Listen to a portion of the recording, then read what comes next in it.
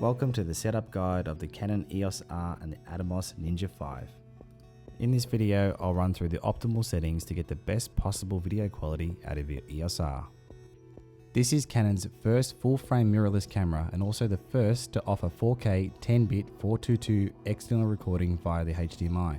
And it is also equipped with Canon Log, which is perfect for HDR productions. Ninja V users can now benefit from the well-established Canon color science combined with 10-bit log for HDR recording. The Ninja V recorder perfectly resolves Canon log output from the EOS-R and converts it into a 10.5 stop HDR on screen in real time. What that means is that you see what your camera sensor is capturing in bright detail, so you can expose your shot correctly and with absolute confidence. And that's all thanks to a high bright 1000 nit panel, which is significantly brighter than the LCD on your camera. The 5-inch screen only weighs in at 360 grams and sits perfectly on top of the camera. When recording video with the EOS-R and the Ninja V, you can shoot to the new generation of Atomos Atom X SSD mini drives. These are developed with leading brands and offer high speed and high reliability in a compact metal chassis. Atomos also have all the recommended HDMI cables you require. Now we'll dive into the menu settings to get the best possible video quality out of your EOS-R to the Ninja V. Assuming you've got a fully charged battery and an SD card, you can turn your camera on. By default, you will be in stills capture mode. In order to get out of stills and into video mode, you'll need to hit the mode button on the top of the camera, and then you'll be presented with the stills shooting modes. Then if you hit the info button once, you'll be presented with the movie shooting modes. There are many different shooting modes to pick from, but we always recommend using manual exposure. Manual exposure allows you to adjust all the parameters for your exposure, giving you the absolute control of your image. Here you can see we can adjust the shutter speed, we can adjust the aperture, and we can adjust the ISO via the simple to use touchscreen interface. Now that we're in video shooting mode and set to manual exposure, we can hit the menu button to set up our recording settings. On this menu page, you'll see a number of options. The movie record quality is the first one you want to go into. You'll notice that there's various different frame sizes and codecs that you can record to, IPB, All-I, in 4K or 1080. Selecting 4K All-I would be the highest quality you can record internally.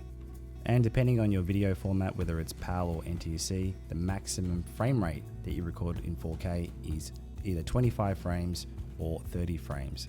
Internally, the camera will record this as an 8-bit video. Another thing you might want to set up while you're here, you'll notice sound recording as an option here in this menu page.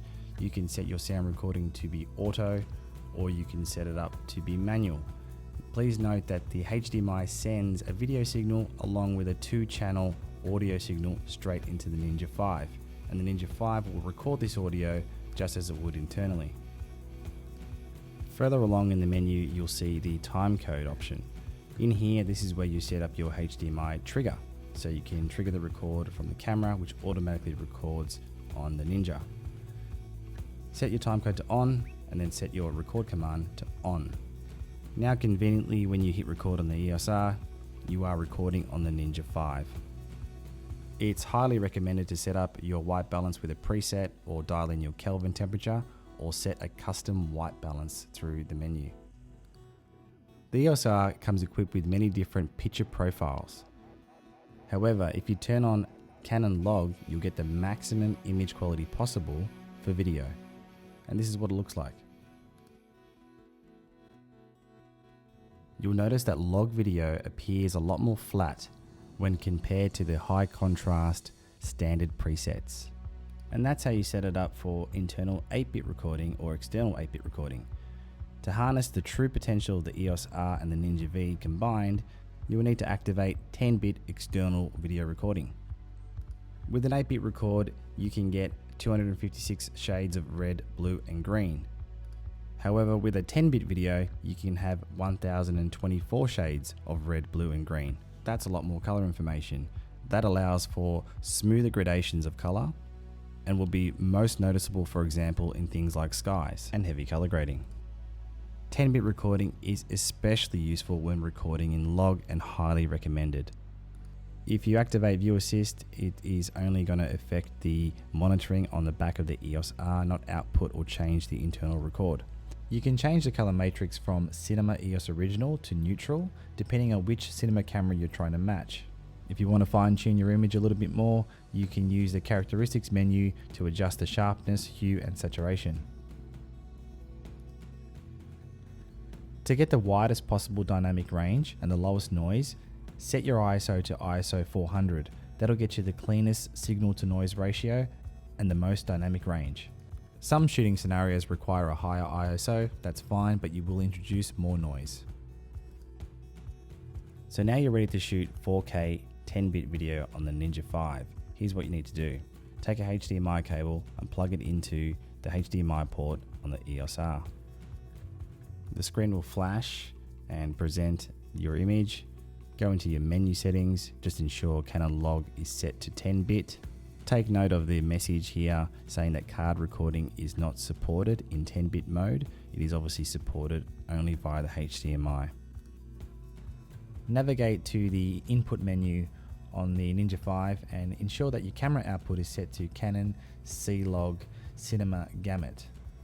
And to ensure that the trigger is set correctly, select HDMI and the trigger will be on. The Ninja V offers many different ways you can monitor your shot. There's the native signal, Rec 709, HLG and PQ standards. You also have the option to load a custom LUT. This can be easily done through the LUT menu. Take note of the waveform when I go back and cycle through the different monitoring options. It never changes. That's because we're recording the native signal at all times. We just choose the way in which it's displayed. It's super easy to load your own LUT. Select the desired LUT from your drive, click on it, and that LUT is loaded and saved into the internal memory.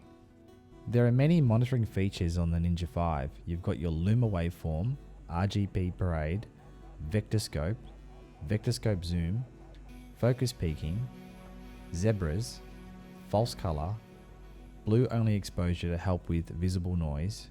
All of these features allow you to get perfect exposure and critical focus.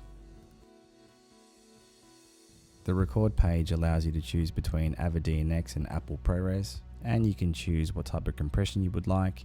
The high quality allows for less time and lower quality for more. Another handy feature that the EOS-R doesn't have is a pre-roll function.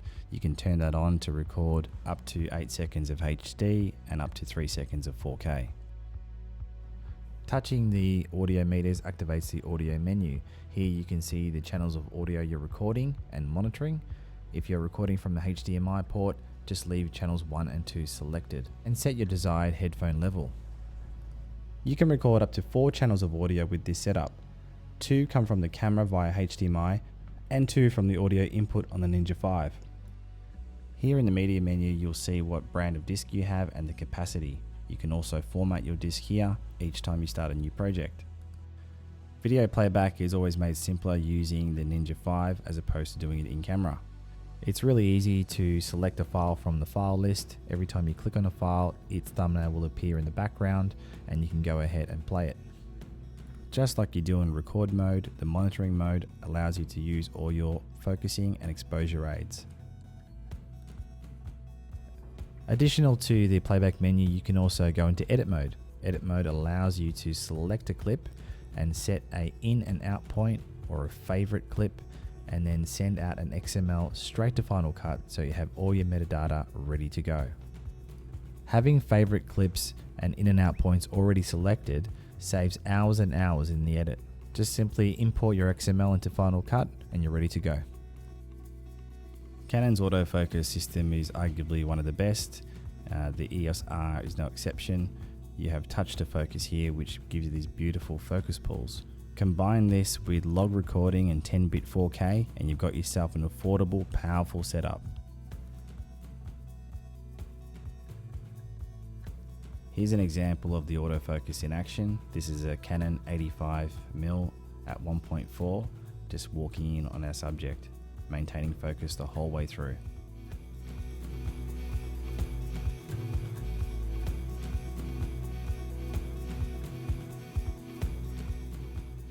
The colors, as you would expect, are just fantastic straight out of the box. Very minimal effort to get shots like this looking so good.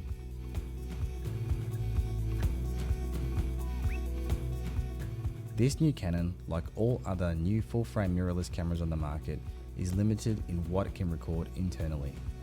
Camera manufacturers are already pushing their design to the limits of computing, heat and power consumption, especially in these new large sensor mirrorless cameras. By moving a recording to an external recorder like the Ninja V, mirrorless cameras are freed from their limitations. Record time limits are lifted, you get instant easy to edit Apple ProRes and Avid DNX codecs to edit with less computing power. 10-bit log recording improves color grading drastically.